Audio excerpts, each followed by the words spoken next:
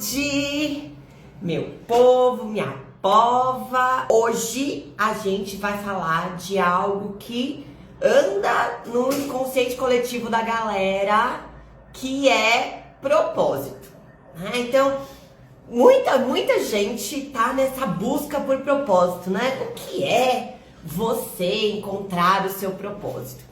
E eu vou trazer hoje aqui a história do Rafa, mas só para fazer um resumo. Então, hoje a gente vai falar de motivação, desmotivação, propósito, alegria, medo, trabalho. Vamos falar de todas essas coisas porque elas são intrinsecamente conectadas a soluções que eu vou trazer para o Rafa. Então, lembrando que aqui, o que a gente faz? Eu faço como se fosse uma consulta comigo, só que uma consulta ao vivo, porque quem sabe faz ao vivo, aberta ao público. É como se essa pessoa tivesse me procurado para entender melhor o seu cérebro e os seus comportamentos e eu tivesse dando a orientação que eu daria mais ou menos para ela na consulta. Então, para quem não sabe, quando eu faço uma consulta, grande parte da consulta é uma aula de neurociência, porque eu vejo que as pessoas têm muito pouco conhecimento sobre o seu próprio cérebro e como ele funciona, como é que as coisas se organizam e como os nossos comportamentos são uma consequência disso. Então, eu sempre tento explicar para a pessoa, porque o meu interesse não é mostrar que eu sei, é que você saia sabendo, que as pessoas que estão comigo saiam compreendendo por que elas fazem as coisas de um jeito e não de outro. Vamos lá. Sem mais delongas, vamos falar a história do Rafa. Oi, Bru. Tenho buscado algo que parece simples de falar, mas é difícil de viver. Um senso de propósito. Há alguns anos venho vivendo um processo de desconstrução, com vivências, experiências e reflexões sobre o meu trabalho.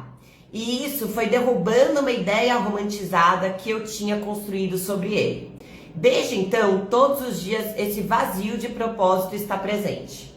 Não cheguei a tentar nada concreto ainda, mas estou num processo constante de olhar para dentro, ampliar minha visão, a minha consciência e me perguntar com frequência: o que me traz alegria? Essa busca tem um lado que sinto ser mais espiritual. Quero sentir minha luz interior brilhar, sentir que faço parte de algo e de quem eu sou. Mas o que mais me impede de dar o próximo passo é o medo. Como eu faço para superar esse medo e finalmente dar esse passo na direção do que faz sentido para mim? Bom, então aqui são muitas camadas, como sempre. Nada é exatamente como a gente imagina que é. Então eu vou tentar abordar isso de algumas maneiras, tá? A primeira vai ser vamos dizer, entender de maneira mais superficial, né, de maneira mais estrutural do nosso cérebro, o que é motivação e desmotivação. Porque quando o Rafa conta aqui pra gente que ele tava num processo em que ele entendia o trabalho como um lugar de propósito e que quando ele tirou isso do trabalho, ele passou a se sentir desmotivado para trabalhar, isso é um sintoma comum desse mecanismo de motivação e desmotivação que o nosso cérebro produz. Então, o que é a motivação para o cérebro? A motivação é um processo de escolha comportamental dado pela dopamina. Ou seja, quando o seu cérebro identifica um comportamento como valioso, lembrando que o cérebro é um mecanismo de sobrevivência, ele vai contar para você, para o ser humano dele, que esse comportamento deve ser privilegiado frente a todos os outros que poderiam ser feitos naquele mesmo momento. Como é que ele faz isso? Ele dopamina, ele coloca esse neurotransmissor chamado dopamina por trás desse comportamento. O que o cérebro naturalmente se motiva? Ele te motiva para fazer coisas que estão vinculadas à sua sobrevivência, ou seja, tudo que arrecada energia ou que preserva a energia. Então, comportamentos naturalmente motivados são aqueles que têm alimentação ou então descanso. Você não precisa fazer nada, seu cérebro é automotivado para fazer esse tipo de comportamento. Agora, comportamentos que exigem gasto energético ou mais ainda, uma exposição ao estresse, que é o que diz pro seu cérebro que a sobrevivência dele está ameaçada, precisam de algo que a gente muitas vezes não coloca nos nossos comportamentos, que é clareza. Porque assim, né, pro seu cérebro, ele passa o dia inteiro comendo e dormindo. Porque ele é um mecanismo de sobrevivência, te mantendo no familiar e no conveniente. Porque é onde ele quer que você fique para ter garantia que você vai sobreviver. Se você deseja se expor ao mundo que é necessário e ficar em situações que são desconfortáveis, que também é necessário, você vai precisar explicar para o seu cérebro. Você é ser humano dele. Você tem que entender assim, ó. O cérebro sozinho, ele é mequetrefezinho. Ele gosta de repetir o mais do mesmo, de ficar no conforto. Então, se você quer que ele faça algo que tira ele disso, você precisa explicar pra ele por que ele vai ter que colocar dopamina nesse comportamento. O que acontece, gente? Comportamentos que o seu cérebro não entende como prioridade, eles vão precisar que você coloque dopamina por trás deles. Que você conte pra ele que isso é importante pra você. Ele vai te atender, mas você tem que contar pra ele. Como é que a gente conta pra um cérebro que algo é importante pra gente? A gente precisa de foco e atenção. Então, ou emoções boas, tá? Quando a gente circula algo de foco e atenção, ou seja, a gente tá contando pro cérebro, isso aqui é importante pra mim. Se isso aqui é importante pra mim, eu preciso que você coloque dopamina pra eu me motivar pra fazer isso. Aí a gente vive um mundo de procrastinadores. Por quê, gente? Porque a gente acha que a gente pode trucar nosso cérebro. Que a gente pode falar pra ele fazer alguma coisa que não é diretamente importante para nossa sobrevivência e que a gente não contou para ele que é importante pra gente e que mesmo assim ele vai ter uma geração espontânea de motivação. Então você tá lá no seu trabalho para o qual você não tem nenhuma importância real, né? Não é uma coisa que você fala, nossa, isso aqui é o que eu mais quero fazer na minha vida. Você tá lá cumprindo o protocolo. Quando você precisa fazer alguma coisa muito chata, burocrática do seu trabalho, por exemplo, você não vai ter motivação do seu cérebro para fazer. Ele não vai te dar motivação. Às vezes a gente acha que, se eu sentar aqui na frente do computador, não vai, gente, não vai. Então, assim, você precisa contar pro seu cérebro que aquilo é importante, que você quer que ele se motive para aquilo. Então, vamos pensar. Quando o Rafa diz pra gente que ele tá desmotivado porque ele não vê mais propósito no trabalho dele, vocês entendem como isso fala diretamente com esse mecanismo que eu acabei de explicar? Quando você tira o propósito, você tira a clareza de por que eu tô fazendo isso? Isso aqui gasta um monte de energia. A gente tem que vir pra cá todo dia fazer isso aqui e não tem um porquê? Não tem nenhum motivo pra eu estar aqui fazendo isso além de ganhar dinheiro. Não é suficiente para um cérebro se motivar. Então, o que a gente tem que pensar? Eu tenho que trabalhar? Eu tenho que ficar nesse trabalho? E assim, gente, eu não sou uma pessoa, apesar de eu ter mudado de carreira, eu não sou uma pessoa que incentiva as pessoas a ficarem mudando de carreira. Porque não é a carreira, é o ser que está na carreira que faz a diferença. Não adianta você mudar de carreira se você vai levar o seu velho você com você para a nova carreira. Então vamos voltar. Se você está no trabalho e você está se sentindo desmotivado, mas você precisa daquele trabalho, até para você poder ter espaço na sua vida para se compreender melhor, é importante que você comece a achar coisas que te motivem nesse trabalho. Não vai acontecer de geração espontânea. Então, o que eu sugiro pra você? Que você busque nesse lugar onde você tá hoje. Exatamente onde você tá. Como isso pode ser um motivo de importância na sua vida para além do financeiro? Poxa, de repente você aprendeu coisas desse trabalho que você não aprenderia se você não tivesse entrado nele. tá? Então, esse é o primeiro ponto. Mecanismo de motivação, desmotivação. Precisa intencionalmente dar importância para aquilo, para que seu cérebro tenha motivação para fazer, tá? Ótimo. Vamos para a segunda camada, trabalho e propósito. Aqui, gente, vamos lá. Será que a gente tem que encontrar propósito no trabalho? Vamos entender o que é propósito, né? Na minha interpretação, propósito é esse lugar que te dá essa energia, esse entusiasmo de viver. Esse lugar onde você fala, cara, eu tô sendo um melhor ser humano. Pra mim, pro outro e pro todo, ao performar isso aqui. Presta atenção. Pra mim, primeiro, pro outro e pro todo. Então, pra mim, isso é uma definição de propósito. É essa coerência entre o ser que você é dentro de você e o ser que você mostra fora de você. Por que a gente vinculou isso ao trabalho?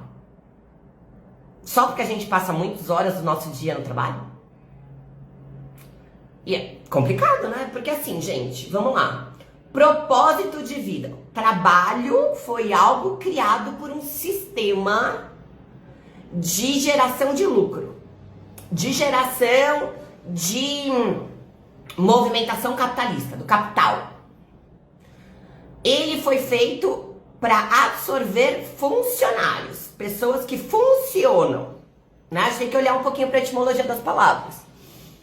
Será que trabalho é onde a gente tem que procurar o nosso propósito? É onde a gente vai fazer bem pra gente, pro outro e pro todo?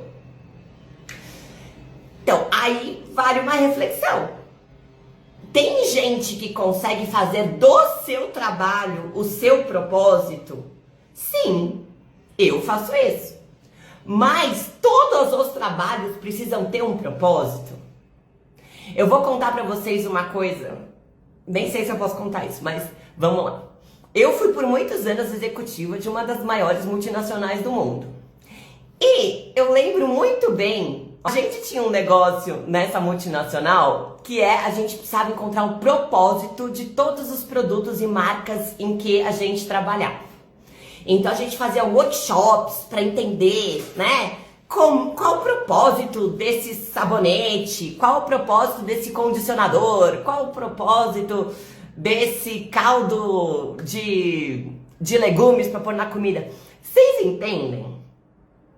Que assim, o propósito, não no sentido propósito físico, né? Não é melhorar o gosto do negócio, limpar você, higienizar seu corpo. Não, propósito sim, que nem o Rafa tá aqui procurando propósito no trabalho. Significância, algo que fale com a sua alma. Então, não é um sabão, é um fornecedor de perfume para você se sentir mais feminina, né? Então, esse tipo de coisa, que é uma loucura, gente, porque é só um sabão.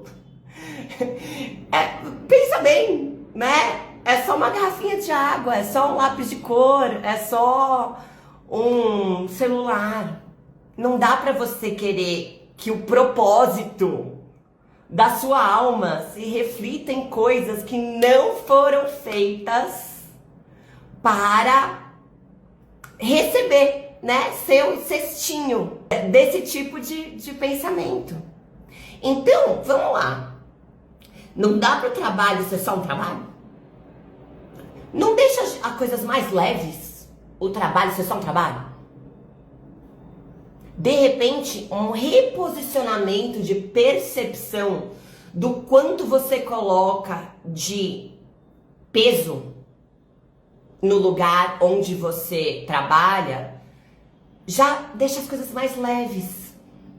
Porque se é só um trabalho, é mais fácil de eu sair. É mais fácil de eu ressignificar. É mais fácil de eu colocar ele onde ele tá. Um provedor de dinheiro. Existe a possibilidade de você ter um trabalho que esteja completamente alinhado com o seu propósito? É claro que sim. Mas a gente vai discutir um pouco mais pra frente aqui na live o que é estar alinhado com o seu propósito. Vamos lá? Próximo assunto. alegria. Então, Rafa fala aqui pra gente. Eu me pergunto com frequência, o que realmente me traz alegria? Para eu poder viver isso mais.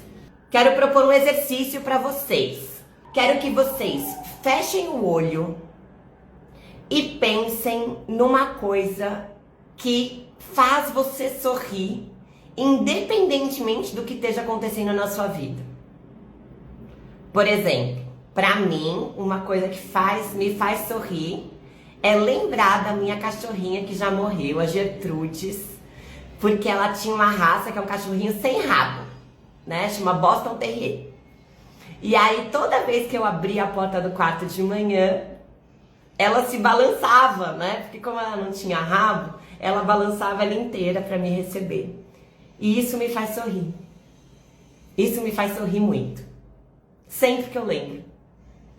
Me deixa até emocionada. Então veja isso.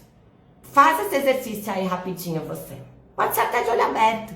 Pense em qualquer coisa. Vamos dizer que todo mundo que tá aqui sorriu um pouquinho agora.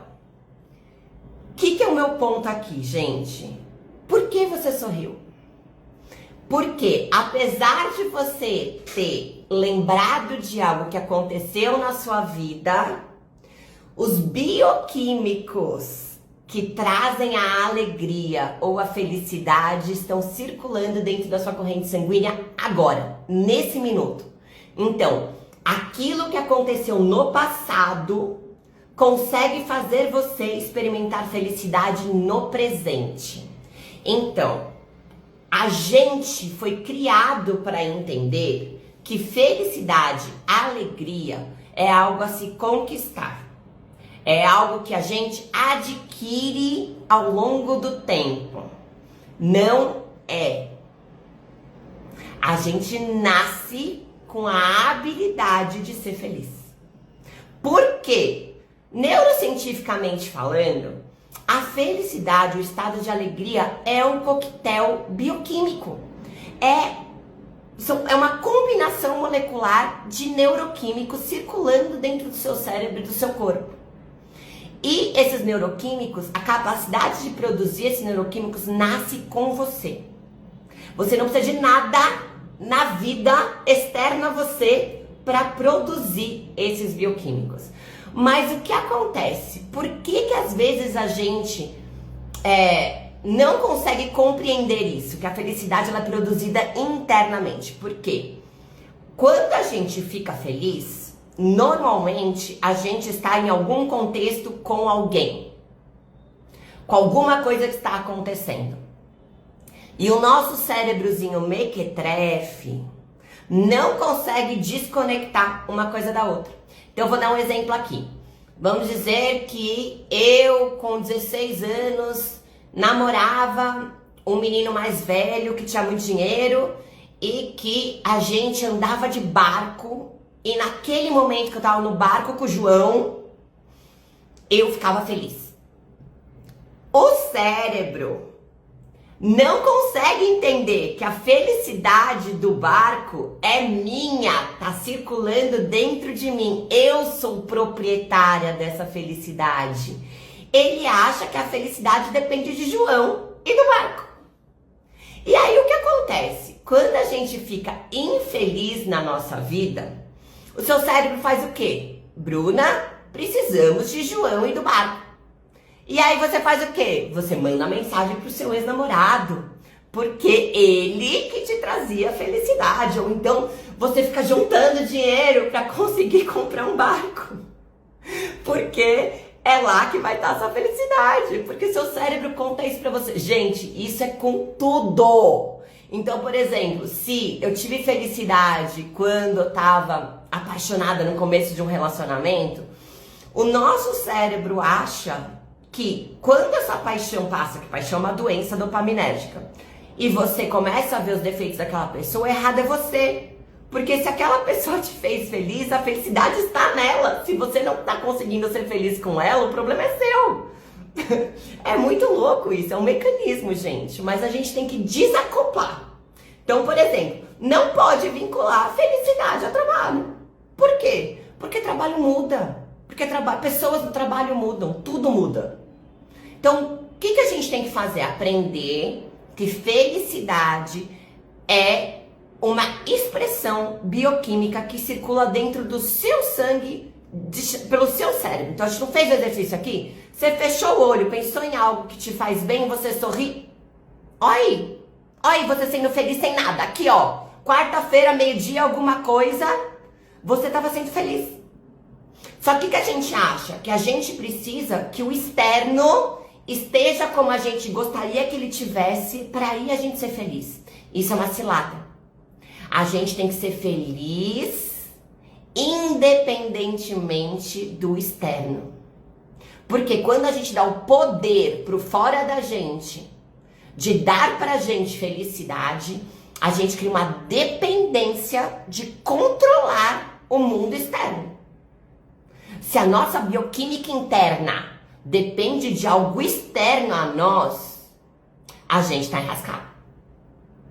Beleza? Então, essa é outra parte. Muito bem. Última parte, vamos lá. Ele fala, mas o que me impede de dar o próximo passo é o medo. Como faço para superar esse medo e finalmente ir na direção do propósito?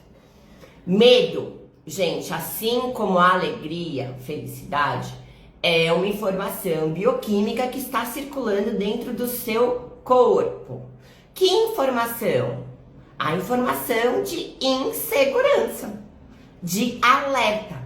Então o medo, o que ele é, gente? É só uma informação. Uma informação que diz o quê? Que seu cérebro mequetrefe acha aquilo que você está propondo uma novidade. Algo desconhecido. E aí, cérebros, como eu falei no começo da live, não gosta de desconhecido. Desconhecido para ele é um lugar onde ele não sabe se ele te mantém vivo. E como ele não sabe, ele vai falar para você o quê? Não vai. Não faça.